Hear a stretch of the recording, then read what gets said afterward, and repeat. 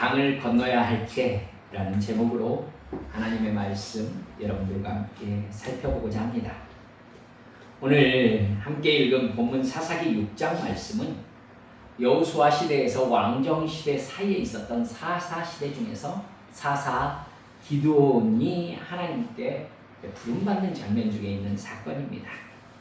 사사 시대를 여러분들이 기억하시겠지만은 이스라엘 민족은 가나안 땅에 들어가서 정복 전쟁 중에도요 가나안 땅의 우상을 받아들였습니다. 그것이 사사 시대의 가장 큰 죄악이자 고통의 이유였습니다. 하나님은 가나안 땅에 이스라엘 민족을 들여보내시면서 가나안 민족을 진멸하라 이렇게 명령하셨습니다. 여러분, 진멸의 의미를 여러분 아시죠? 헤렘 전쟁입니다. 그들의 생명을 아무도 남겨두지 말라는 명령이었습니다. 잔인하다고 얘기하는 사람들이 있는데 여러분, 하나님의 심판의 명령인 겁니다. 심판은 은혜가 없습니다. 심판을 행하실 때 하나님은 완전히 멸절시키십니다. 그게 여러분 지옥이라는 것을 기억하시기 바랍니다. 그렇게 하나님께서 명령하신 것은 가나안 땅 사람들이 극심하게 우상을 숭배하면서 성적으로 타락했고 폭력에 의해 다스려지는 사회, 윤리와 법도가 완전히 무너져 있는 사회를 이루면서 살았기 때문입니다. 그게 하나님께서 인간을 만드신 목적과 완전히 배치되는 죄악이었던 것이죠. 특별히 성적 타락이 가장 큰 이유였습니다. 마치 소돔과 같았어요. 여러분, 소돔이 멸망당한 이유가 무엇입니까? 여러 이유가 있지만은 가장 중요한 이유는 성적 타락이었습니다. 그러니까 하나님의 말씀을 떠나 죄악을 저지르는 사회의 가장 대표적인 특징이 성적 타락이라는 것을 우리는 성경을 통해 알 수 있는 겁니다. 성적 타락은 우상 숭배와 아주 깊은 연관을 지니고 있습니다. 하나님은 출애굽기 34장에서 모세에게 이스라엘 백성들에게 가나안 땅에 들어가서 해야 할 일을 말씀하셨습니다. 그 말씀 중에 가장 처음, 가장 중요하게 말씀하신 것은요, 우상을 없애라는 것이었어요. 출애굽기 34장 12절에서 16절까지 말씀입니다. 제가 읽어드릴게요. 너는 스스로 삼가 내가 들어가는 땅의 주민과 언약을 세우지 말라. 그것이 너희에게 올무가 될까 하노라. 너희는 도리어 그들의 제단들을 헐고 그들의 주상을 깨뜨리고 그들의 아세라상을 찍을지어다. 너는 다른 신에게 절하지 말라. 여호와는 질투라 이름하는 질투의 하나님이니라. 너는 삼가 그 땅의 주민과 언약을 세우지 말지니 이는 그들이 모든 신을 음란하게 섬기며 그들의 신들에게 제물을 드리고 너를 청하면 네가 그 제물을 먹을까 함이며 또 내가 그들의 딸들을 내 아들들의 아내로 삼음으로 그들의 딸들이 그들의 신들을 음란하게 섬기며 네 아들에게 그들의 신들을 음란하게 섬기게 할까 함이니라. 이 말씀은요, 하나님께서 이스라엘 백성들에게 심지어 유월절을 지켜야 된다. 여러분, 유월절은 이스라엘 백성들의 정체성에 해당하는 절기잖아요. 구원을 상징하는 절기가 유월절입니다. 이 유월절을 지키라는 말씀 앞에 기록되어 있는 말씀입니다. 여러분, 그 정도로 중요한 의미를 담아서 하나님께서 말씀하신 겁니다. 가나안의 우상을 숭배한다는 말 앞에 늘 따라붙는 말이 있는데 음란하게라는 말입니다. 하나님이 이스라엘의 남편이시기 때문에 우상을 숭배하는 것이 간음과 같다. 이스라엘이 음란한 것이다 라고 말씀하셨다고 우리가 이해하고 있지 않습니까? 하지만 여러분, 그것이 전부는 아닙니다. 실제로 가나안의 우상 숭배 의식은 음란했습니다. 가나안 민족을 진멸하라고 말씀하신 배경에는요, 가나안의 대표적인 신인 아세라와 아스타롯과 바알신이 있습니다. 아세라는 성경과 여러 문헌에서 언급된 여신인데 대지의 풍요를 상징하는 신입니다. 가나안 지방에서는 신들의 어머니로 알려져 있습니다.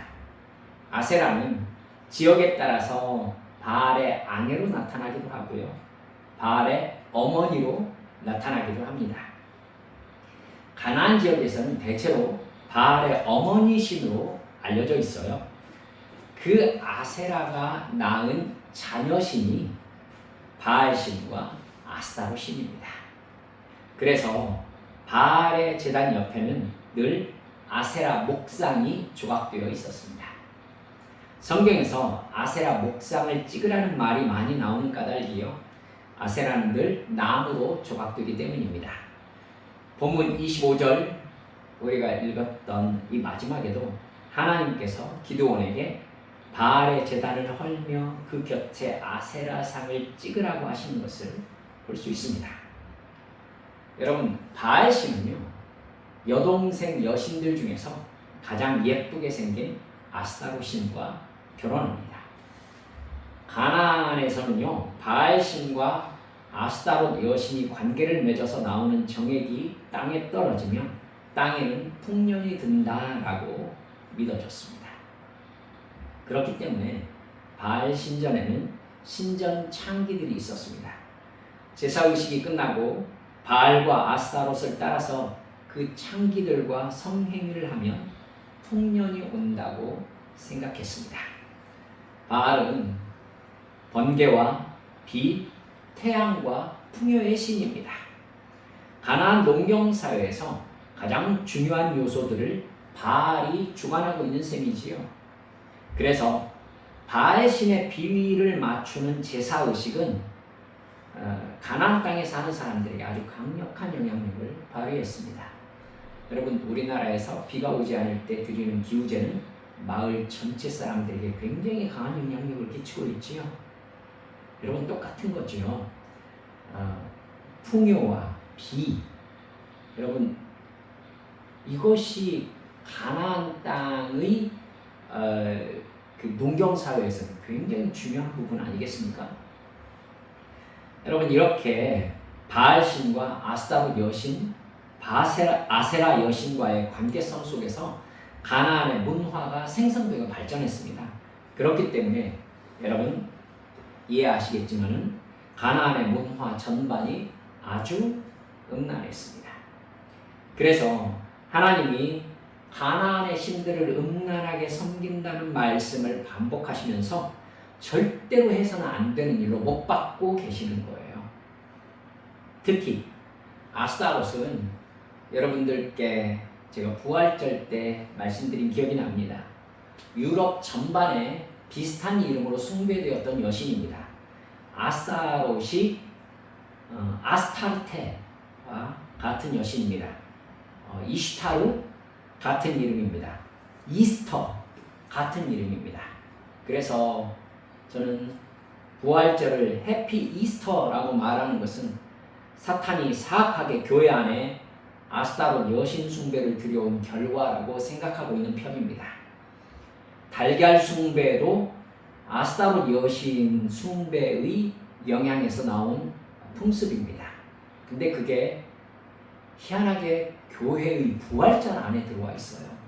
이거 철저하게 우리가 금지해야 될 풍습입니다.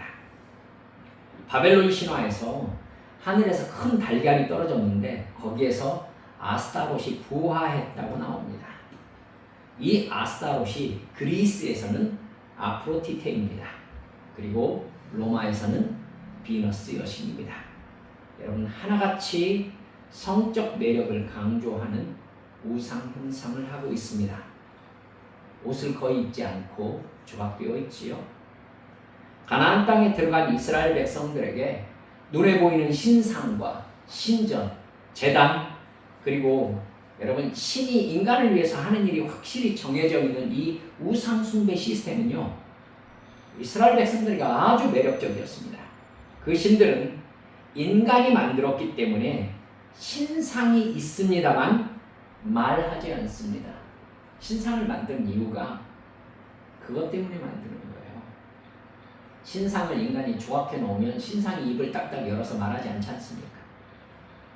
여러분, 그렇기 때문에 돈과 권력을 가진 사람이 아무나 신의 뜻이라고 자기 이익과 연관해서 말할 수 있게 되는 것입니다. 즉, 그 사회에서 옳고 그름은 돈과 권력을 가진 사람이 결정하게 되는 시스템이 우상숭배 시스템인 거예요. 사람을 죽이는 악도 돈과 권력에 의해서 선이 될 수 있습니다. 여호와 하나님은 여러분 우상숭배 시스템과 완전히 다릅니다. 하나님은 형상이 없죠. 형상을 절대로 조각해서는 안 된다고 말씀하셨습니다. 여러분 형상이 생기면 신을 형상 안에 가두는 게 가능해지기 때문입니다. 여호와 하나님은 말씀하시는 신이십니다. 선과 악의 기준이 율법에 명확하게 정해져 있습니다. 돈과 권력을 가진 사람들의 폭력을 하나님은 심판하시는 신이십니다. 그래서 돈과 권력으로 자기가 옳고 그름을 정하는 신이 되려고 하는 인간의 본성과 여호와 하나님은 완전하게 부딪힙니다. 여러분, 돈과 권력으로 자기가 옳고 그름을 정하는 신이 되려는 것, 이게 선악과를 따먹은 인간의 죄악 본성이거든요. 그렇기 때문에 하나님과 부딪히는 것입니다. 그런 인간에게 바알과 아세라, 아스타로 신들은 인간의 욕망은 옳다는 자기 긍정의 개념을 심어주는 신들입니다. 여러분, 제가 자기 긍정이라는 개념을 말씀드렸지 않습니까? 자기 긍정이 틀린 것입니까? 라고 물어보고 싶으신 마음이 들지도 모르겠습니다만은 주의 깊게 생각하시면서 설교를 들어주셨으면 좋겠습니다.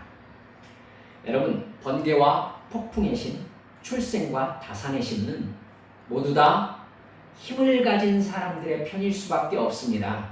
모두 다 그 신의 목적이 돈과 권력을 인간에게 주는 것이기 때문이지요. 그렇다면 그 신들은 돈과 권력만 있으면 나의 욕망을 옳은 것으로 만들 수 있다고 하는 인간 욕망의 표현인 것이죠. 힘에 의한 폭력을 옳은 것으로 만드는 것이 권력과 돈입니다.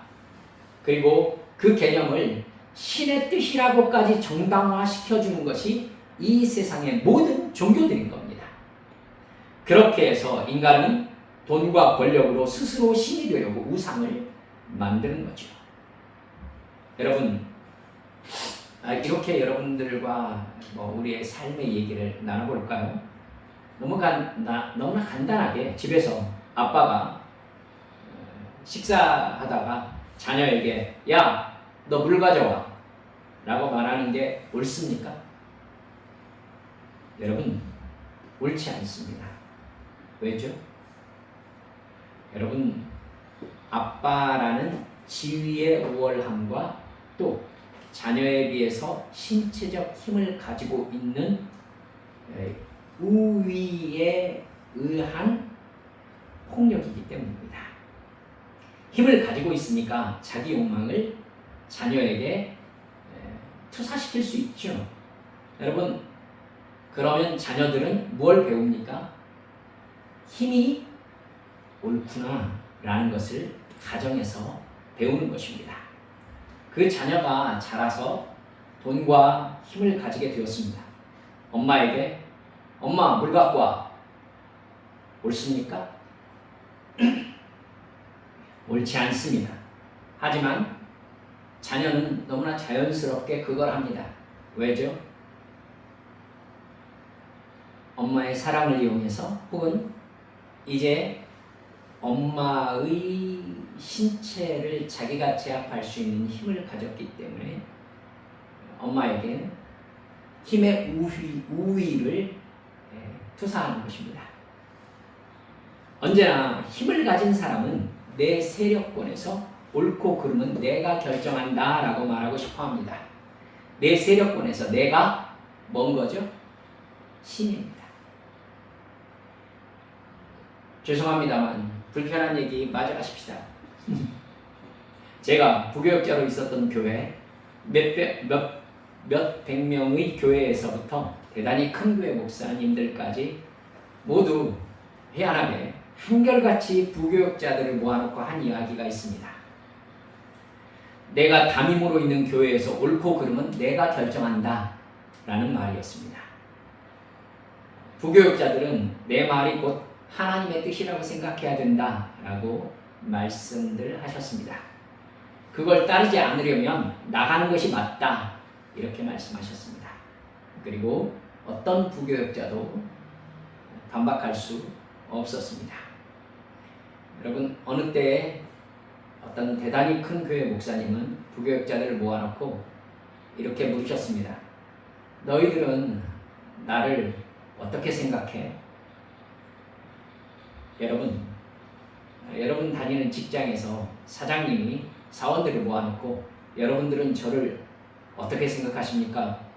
라고 우리에게 이제 월급을 주는 사람이 물어보면 뭐라고 대답하시겠습니까?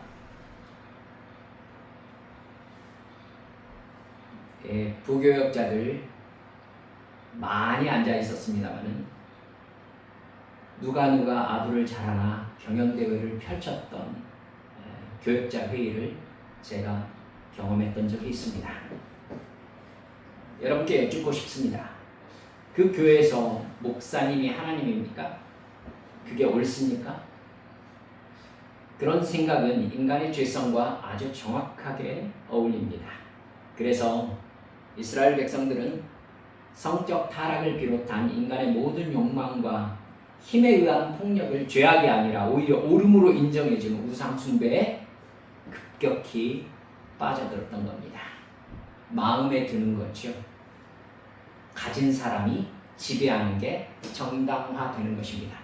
여러분, 가진 사람이 지배하는 것 안에는 하나님의 역사가 아니면 반드시 뭐가 들어갑니까? 폭력이 들어갑니다.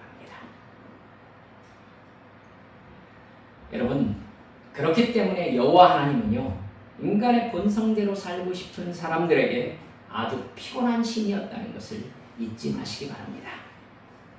가나안을 정복하는 출애굽 2세대들과 3세대들에게 하나님은 사자를 보내셨습니다. 사사기 2장 2절부터 그 사자가 이렇게 말합니다. 너희는 이 땅의 주민들과 언약을 맺지 말며 그들의 제단들을 헐라하였거든.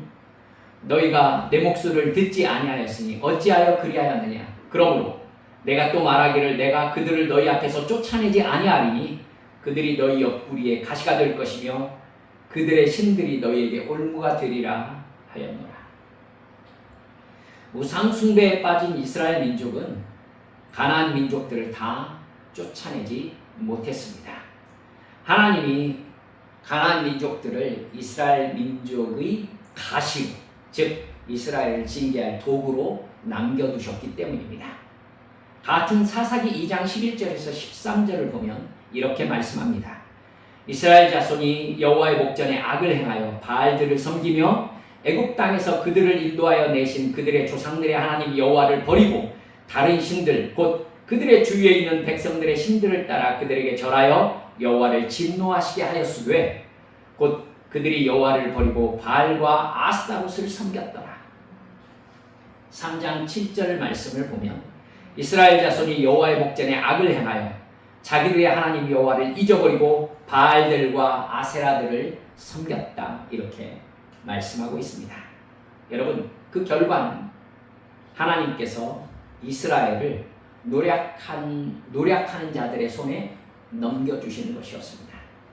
이스라엘 민족은 가나안 족속들과 주변 나라들인 모압과 암몬, 미디안 족속들을 이기지 못하고 빼앗기고 죽고 압제를 당하면서 살았습니다.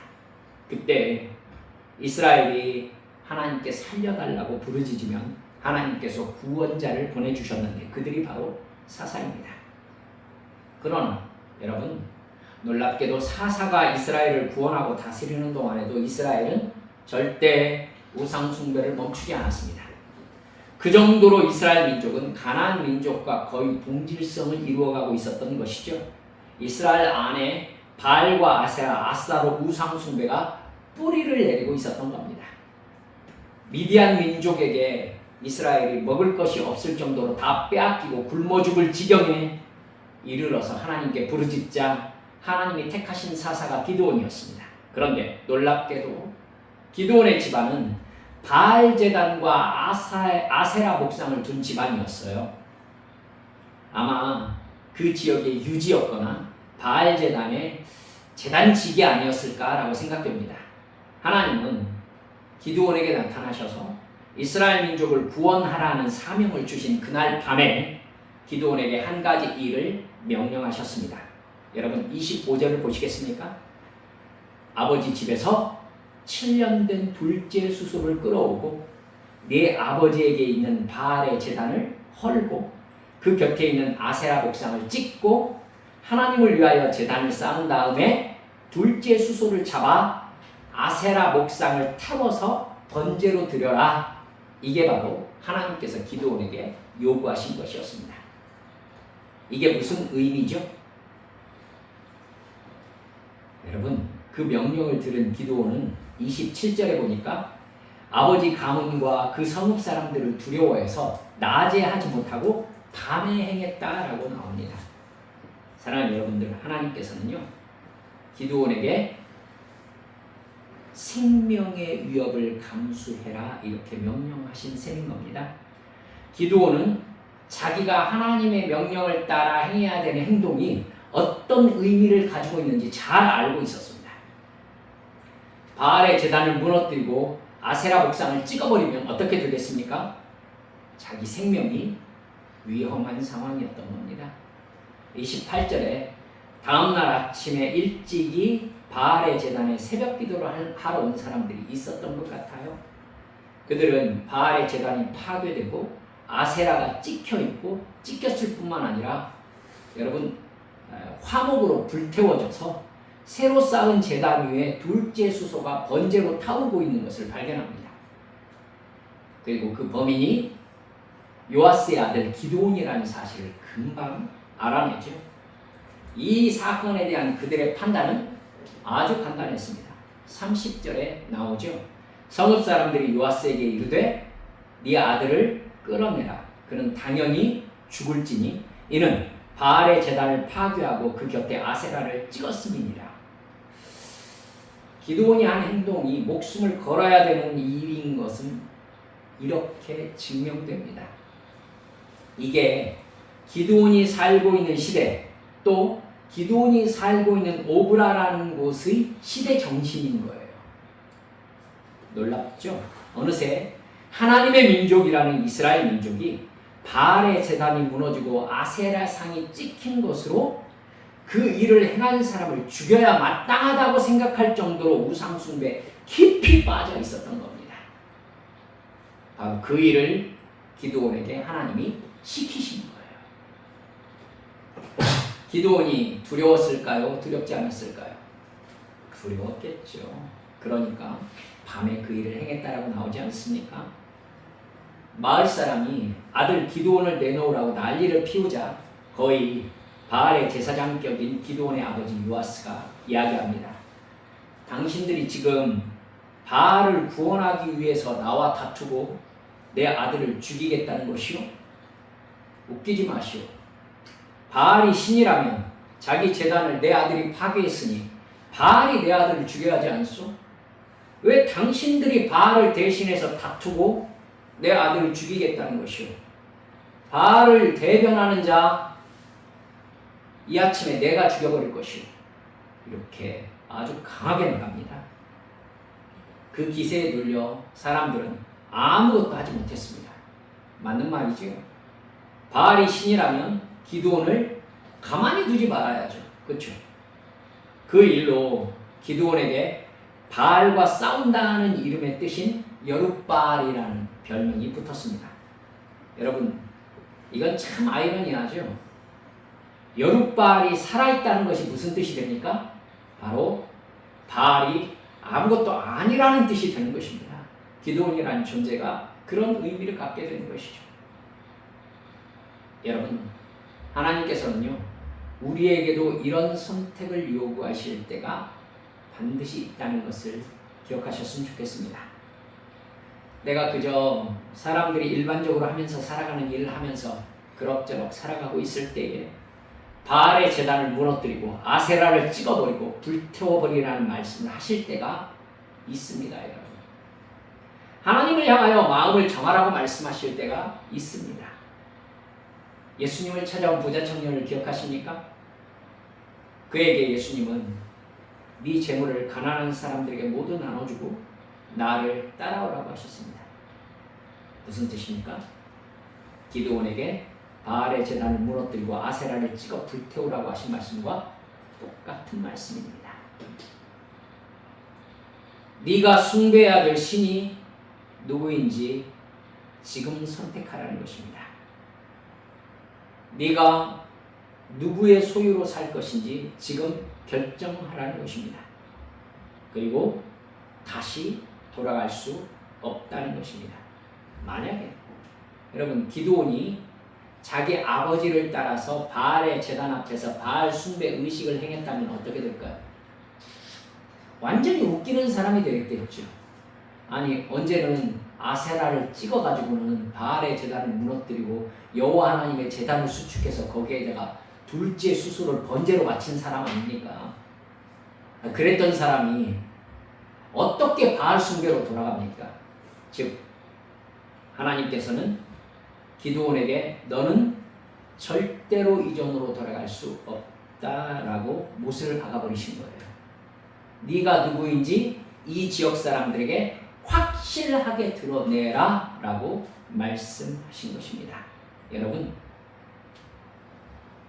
우리에게도 하나님께서는 너는 하나님께 복종하며 하나님께 예배하는 행위를 통해서 절대 이전으로 돌아갈 수 없는 라인을 넘어서야만이 너는 구원받을 수 있다 라고 말씀하실 때가 있다는 것입니다. 오늘 여러분들께 설교 말씀드리는 제목처럼 강을 건너가라고 말씀하실 때가 있다는 것입니다.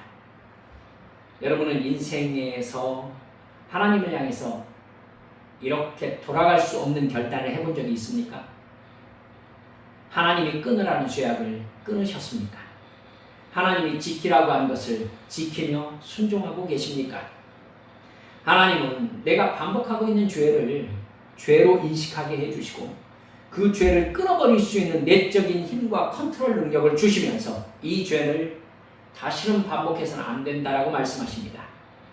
다시 그 죄의 지배로 들어가면 안 된다고 말씀하시는 것이죠. 그런데 처음에 성령께 붙잡혔을 때는 순종했다가 어느새 그 죄를 반복할 때 참 많습니다. 여러분 죄가 반복되면 그 죄를 통해서 사탄이 다시 나를 정죄하고 그 죄로 말미암는 죄의 지배권을 나에게 다시 행사하러 들이닥친다는 것을 기억하셔야 합니다. 우리는 사탄에게 그동안 길을 너무 잘 내줬어요. 그러니까 우리가 죄를 반복하면 사탄은 너무 익숙하게 그 길로 우리 생활 안으로, 우리의 마음 안으로, 우리 행동 안으로, 우리 생각 안으로 쳐들어옵니다. 여러분 그건 내가 알면서 지은 죄이기 때문에 죄인이라는 정죄감, 죄책감, 그 죄로 인한 징벌을 내가 청한 것입니다. 여러분 청한 거예요. 이스라엘 백성들이 하나님을 버리고 우상을 숭배하면서 하나님의 백성으로 변화되기를 거부한 것과 똑같은 것입니다. 얼마나 많은 하나님의 사람들이 와서 너희들 그러면 하나님께 혼난다, 하나님께서 징계하신다, 그러다가 죽는다, 그러다가 멸망당한다, 얼마나 많이 경고하셨습니까? 하지만 경고를 들을 때 잠깐 돌아왔다가 그들은 즉시 우상숭배의 옛자리로 돌아갔습니다. 여러분 그렇게 되면 하나님은 내가 죄를 지으면서 하나님의 자녀가 아닌 것처럼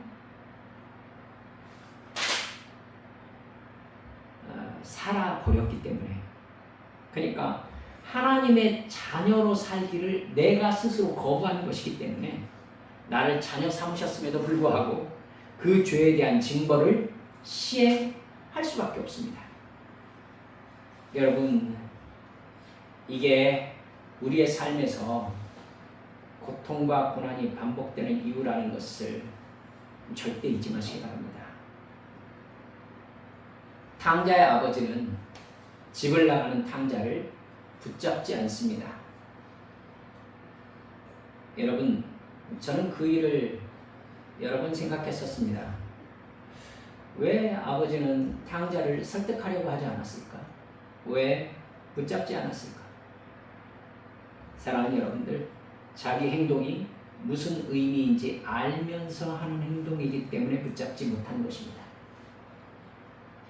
하나님께서 복을 주실 때는 반드시 우상을 불태우고 우상의 제단을 무너뜨리라고 하십니다. 그래야 여러분 복을 받습니다. 오직 예수님을 의지하면서 이 세상의 어떤 것에 인생의 목적을 두지 않는 존재, 내 안의 본성과 싸워 이기는 존재로 거듭나게 하십니다. 주님이 버리라고 하신 우상인 내 이익과 쾌락을 옳다고 생각하는 인간 본성을 회개하고 하나님의 자녀로 온전히 거듭나시기를 주 예수님의 이름으로 축원합니다. 이것이 기드온이 결단했던 것처럼 나의 옛사람을 십자가에 못 박는 것입니다. 그게 바로 진정으로 사는 길이라는 것을 믿으시기 바랍니다. 여러분, 지금 예배드리고 있는 자신을 보세요. 여러분의 지금 모습이 하나님 앞에 와 있는 모습입니까? 예수 그리스도의 십자가 앞에 와 계신 모습입니까? 예배가 거룩하게 하나님께 드려지고 있다는 자아 인식이 여러분을 지배하고 있습니까? 그 지배하심, 성령의 감동하심에 붙잡히지 않은 채 드려지는 예배가 우리에게 어떤 의미를 가지고 있을까요? 예배는 좋은 얘기를 들으러 온 것이 아니라 예배의 순서 전체가 하나님께 드려지는 의식입니다. 여러분, 그렇기 때문에 이 예배 가운데에 우리가 하나님을 느끼지 못한다면, 성령의 감동하심 아래 붙잡혀 있지 못한다면 이 예배는 여러분 오히려 하나님을 모욕하는 행동이 될 수가 있습니다.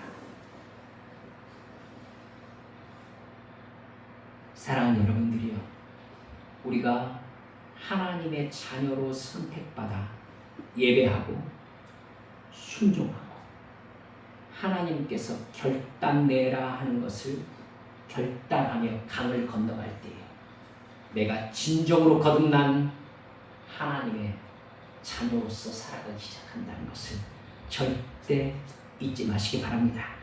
바로 그때 하나님이 나를 복주시고 살리시고 나를 통해 하나님의 구원 역사를 이루신다는 사실을 잊지 마시고 주님 앞에 온전한 예배자, 삶의 헌신자로 드려진 우리 성도들 되시길 주님의 이름으로 축원합니다. 이 시간 함께 기도하십시다. 사랑하는 여러분들, 기드온에게 하나님은 네가 지금까지 섬겨왔던 신을 찍어버리라고, 제단을 헐어버리라고, 그리고 하나님의 제단을 올바로 쌓고 그 위에 하나님께서 명하신 제물을 드리라고 말씀하셨습니다. 사랑하는 여러분들, 이 하나님의 말씀을 두려워할 줄 알아야 합니다. 기드온은 그 일을 버림으로 자기가 당할 위험보다 자기에게 말씀하신 하나님이 더 두려웠습니다. 그래서 그 말씀대로 순종하기로 결단하고 순종으로 나아갔던 것입니다. 그때 하나님께서는 기드온을 하나님의 도구, 하나님의 사명자로 쓰시기 시작하십니다. 나는 누구입니까? 나는 지금 강을 건넌 사람입니까? 주여, 제가 우리 하나님께 붙잡힌 주의 종으로 정말로 하나님을 사랑하며 세상의 유혹과 타협하지 않는 하나님의 종으로 주님의 자녀로 살아갈 수 있게 믿음 주시라고 주님 앞에 함께 통성으로 기도하시겠습니다.